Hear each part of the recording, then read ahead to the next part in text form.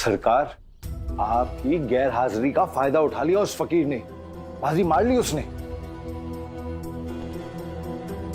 सरकार, नाम के साथ साथ रोज ढेर सारे पैसे कमा रहे वो दोनों। हाँ, पैसे?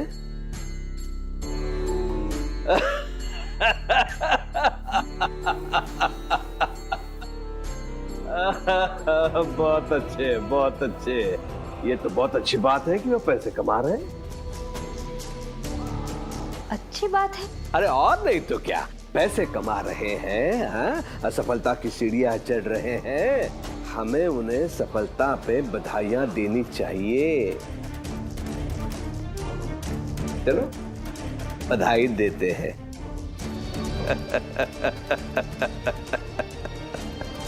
हरिओम हरिओम। नहीं दिवाकर, मैंने कहा ना नहीं। नहीं मतलब नहीं। लेकिन बाबा, वैशाली अगर काम करेगी तो क्या समस्या हो जाएगी? भूमि भी तो कर रही है और कितना नाम हो रहा है उसका। रिहाना काकी रजाइयां बेचती हैं कि नहीं, और गांव की औरतें उनके लिए रजाइयां बनाती हैं, वो भी तो काम ही कर रही हैं। दिवाकर, जिन परिवारों में समस्या होती है घर चलाने की, वहां की औरतें मजबूरी में काम कर रही हैं, और हमारे घर में तो भगवान के दया से तुम्हारी कमाई काफी अच्छी चल रही है। तो फिर बहू को बाहर जाकर कमाने की क्या जरूरत है? यही तो मैं समझाना चाह रहा हूँ कि वैशाली पैसों के लिए नहीं, बल्कि इसलिए काम करना चाहती है क्योंकि उसे अच्छा लगता है, इसमें उसकी खुशी है। नहीं दिवाकर, बहू काम नहीं करेगी बस।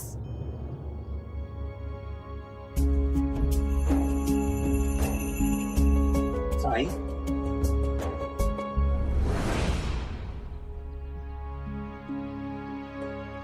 प्रणाम साईं। राम जी भला कर। अच्छा हुआ आप आ गए। आप ही समझाइए इन्हें। आई बाबा वैशाली को काम करने की अनुमति नहीं दे रहे हैं। साईं, आप दिवाकर को समझाइए ना। जब ये ठीक ठाक कमा रहा है तो फिर क्या जरूरत है? और ये भूमि का उदाहरण दे रहा है, और भूमि के पति की हालत ऐसी नहीं है कि वो काम कर सके, इसलिए भूमि को तो काम करना ही पड़ेगा। और वो शिव को साथ लेकर काम करती है। अगर वैशाली अकेले काम करेगी तो लोग 10 तरह की बातें बनाएंगे। आप जरा समझाइए इसे, हमारी तो सुन नहीं रहा है। आप लोग यहाँ अपनी समस्या का समाधान ढूंढ रहे हैं, लेकिन मैं तो यहाँ आप सबसे मदद मांगने आया हूं। चलो कोशिश करते हैं। आप मेरी समस्या सुलझा दीजिए और मैं आपकी सुलझाऊंगा। हाँ बताइए, हम आपकी समस्या सुलझाने की पूरी कोशिश करेंगे।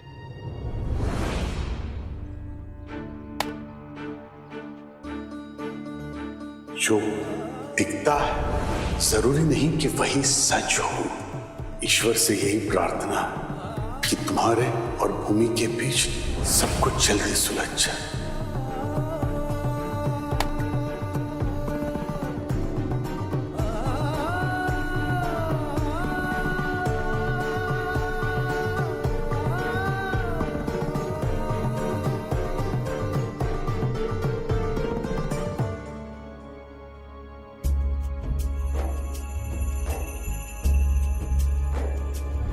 जब शिव को इस चाबी का ताला मिल जाएगा तो उस ताले से इसके जीवन की सारी उलझनें सुलझ जाएंगी।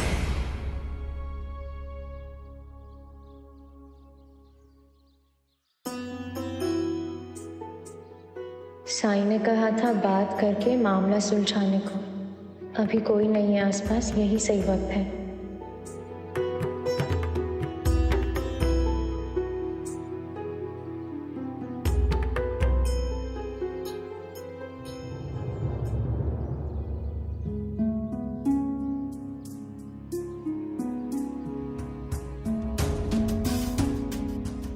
सुनिए, मैं कल रात से आपसे अकेले में बात करने की कोशिश कर रही हूँ। आज सुबह भी मैंने 2-3 बार कोशिश की, पर आप अकेले नहीं थे।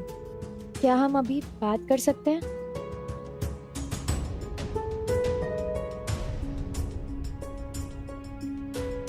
जो भी हुआ उसे भूल जाइए। मैं आपको सारी बात बताती हूँ। भूमि, भूमि, तुम और शिव कार्यक्रम के बाद जल्दी आ गए, आपने पैसे भी नहीं लिए। पहले के पैसे भी बाकी हैं, वही देने आया हूँ।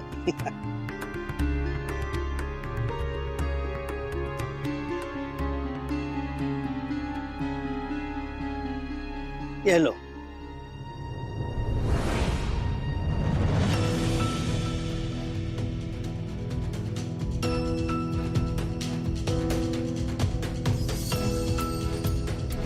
भूमि जो अलग से पैसे बचाती है, मैं उन पैसों की बात कर रही हूँ। तू खुद अपनी आंखों से देख ले।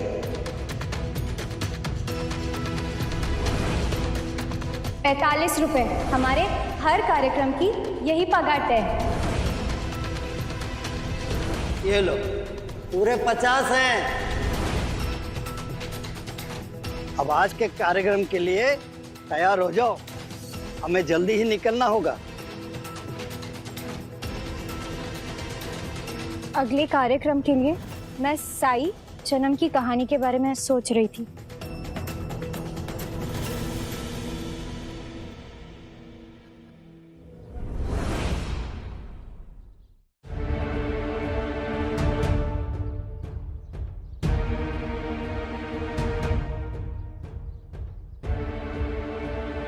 क्या हुआ? ये कह रहे ये आगे कार्यक्रम नहीं करेंगे। क्या? लेकिन क्यों? अगर आप कार्यक्रम नहीं करेंगे तो क्या करेंगे?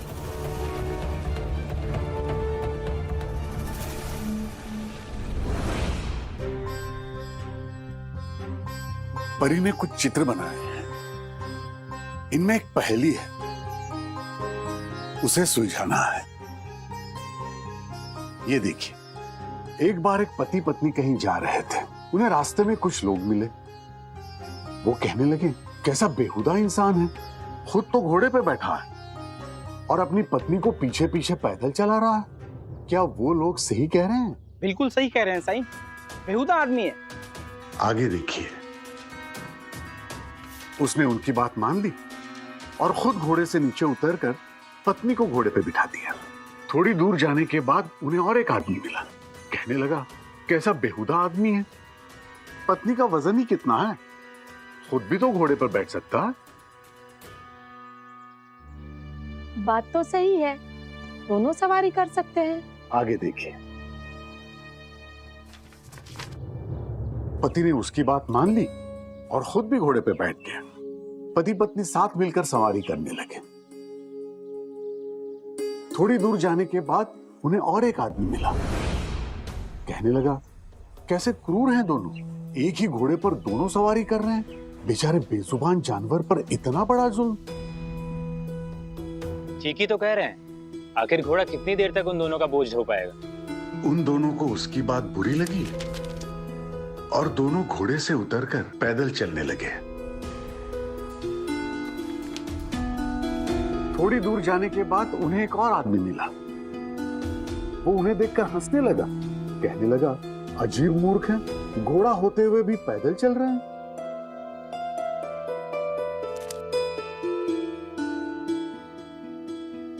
अब आप मुझे बताइए कि पति पत्नी को क्या करना चाहिए?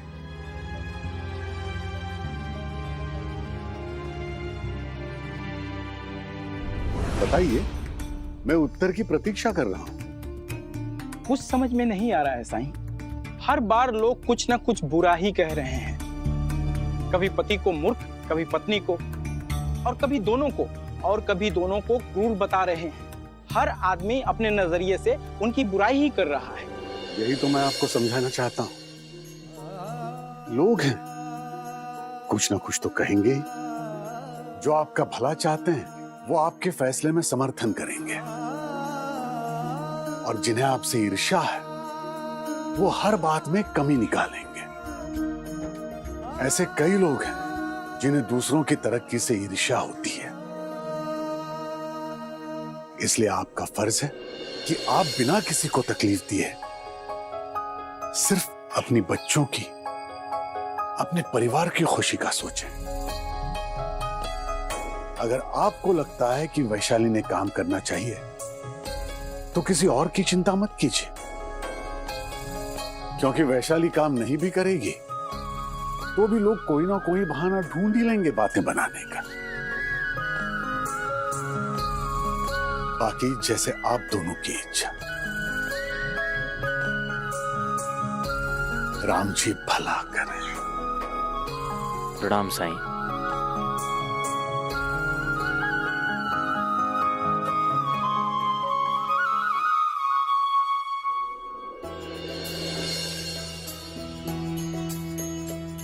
बिल्कुल सच कहा साईं ने। अब तो आप लोगों के समझ में आ गया होगा। ठीक है, वैशाली जो काम करना चाहती है अगर वो सही है तो हमें कोई आपत्ति नहीं।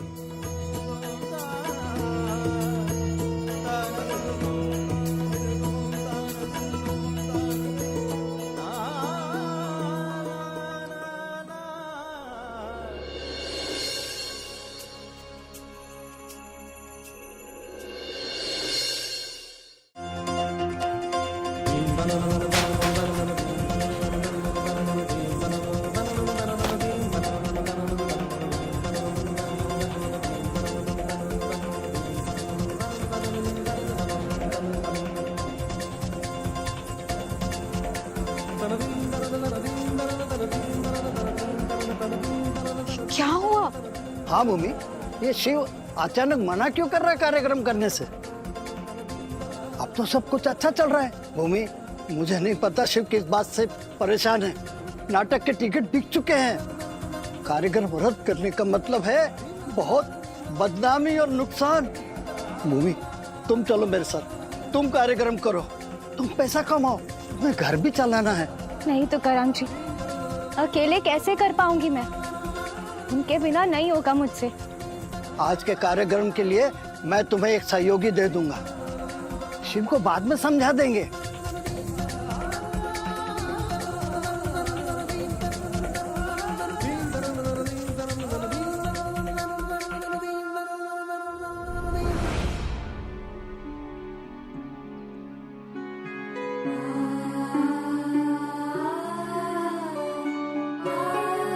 आप मेरी बात सुनिए ना, वो पैसे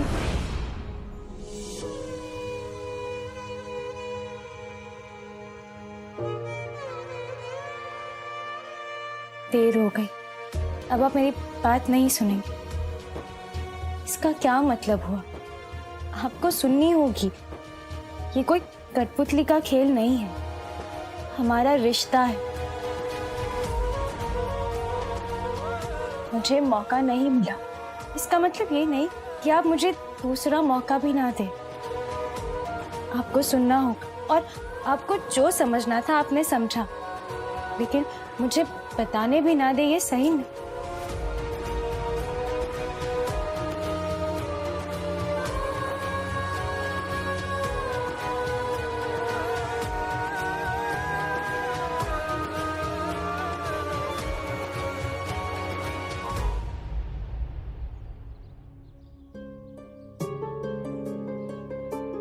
तुकाराम जी, ये सब मैं उनकी हिम्मत और प्यार के वजह से कर पा रही थी, लेकिन अगर वो ही नहीं करना चाहते तो मैं भी नहीं कर पाऊंगी। मुझे माफ कर दीजिए, लेकिन सच यही है कि उनके बगैर भूमि अधूरी है।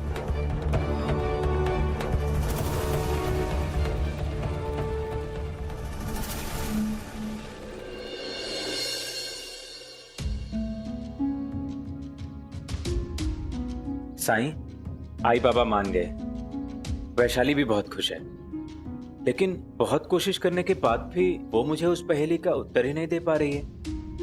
मुझे लगा उसका दिमाग शांत रहेगा तो वो पहेली सुलझा लेगी अच्छे से, परंतु ऐसा हो ही नहीं रहा है। पहेली तो सुलझ ही नहीं रही। दिवाकर, ऐसा तुम्हें लग रहा है कि पहेली सुलझ नहीं रही, लेकिन पहेली तो काफी हद तक सुलझ चुकी है। तुम खजाने के बहुत करीब पहुंच चुके हो। बस कोशिश जारी रखना। जी साईं।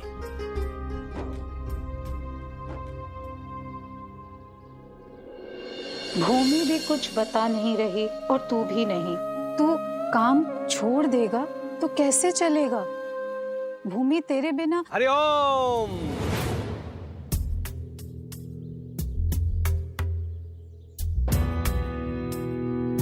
हरिओम।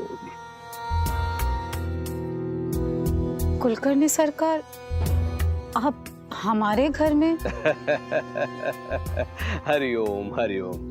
मुझे ज्ञात हुआ कि शिरडी में नए कलाकारों का जन्म हुआ है और वो सफलता की ऊंचाइयों को छू रहे हैं, तो मैंने गांव का मुखिया होने के नाते ये सोचा कि उन्हें बधाई दूं, इसलिए चला आया। हरिओम। क्यों शिव, बड़ा अच्छा नाटक चल रहा है तुम्हारा?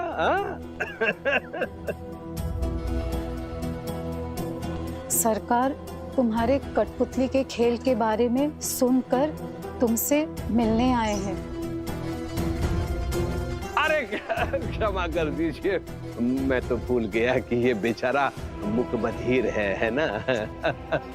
लेकिन एक बात बताइए, ये कठपुतली का जो कार्यक्रम करता है तो क्या वो संकेत के माध्यम से करता है?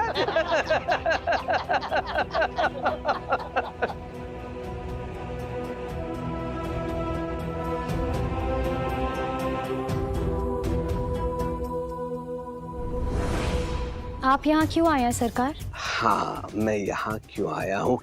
हाँ, विवशता से आना पड़ा मुझे यहाँ, क्योंकि चोर तो स्वयं चल के पुलिस के पास नहीं आएगा, तो पुलिस को ही जाना पड़ता है चोर के पास।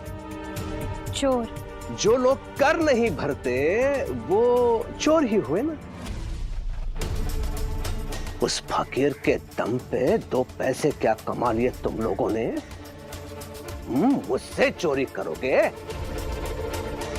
सरकार, तुम्हें चोर कह रहे हैं? तुम लोग पैसे कमा रहे हो, हरिओम, अच्छी बात है, लेकिन कमाई पर कर भी तो देना चाहिए सरकार को, जो तुम लोगों ने नहीं दिया, इसलिए कार्रवाई करने आया हूँ।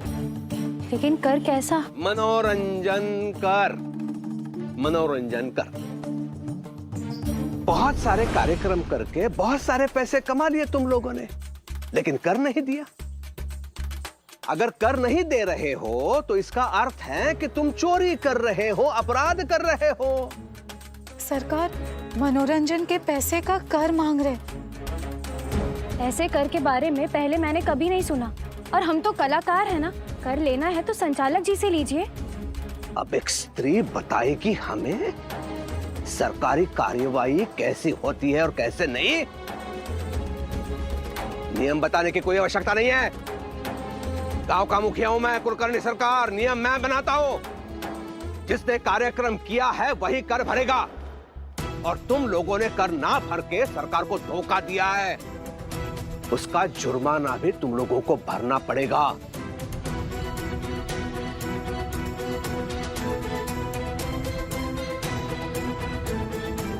मुझे सूचित किया गया है कि तुम्हें हर कार्यक्रम के 50 रुपए मिले। अभी तक तुम लोगों ने 15 कार्यक्रम किए, तो उसके बनते हैं 750 रुपए, है कि नहीं? और मनोरंजन कर तुम लोगों को देना पड़ेगा 50%, और उसके बनते हैं 375 रुपए। और जुर्माने के तुम्हें भरने पड़ेंगे 225 रुपए, तो कुल मिला के 600 रुपए तुम लोगों को भरने होंगे। मनोरंजन के लिए कर 600 रुपए मांग रहे। विश्वास नहीं हो रहा है? ये देखो, ये सरकारी कागज हैं, नोटिस हैं, इसे पढ़ लो।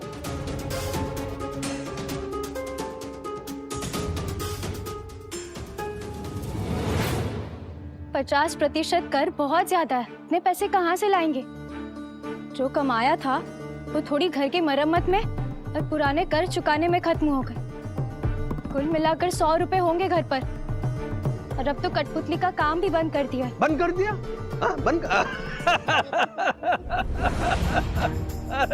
बंद कर दिया, चलो अच्छा हुआ, अच्छा हुआ। नहीं तो ये कर के चक्कर में कर ही नहीं पाते वो।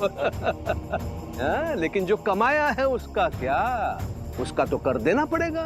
हम पर रहम कीजिए, इतने पैसे हम कहाँ से लाएंगे? उस फकीर से जाकर पूछो, उसकी सलाह पर तुम दोनों कलाकार बने हो ना, तो जाकर उससे पूछो कि ये पैसे कहां से आएंगे।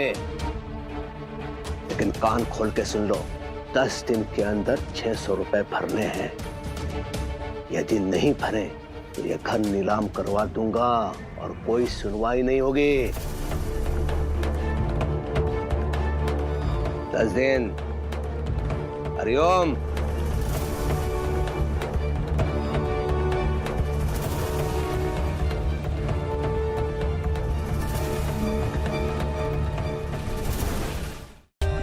For more updates, subscribe to our channel, click the show links and enjoy watching the videos.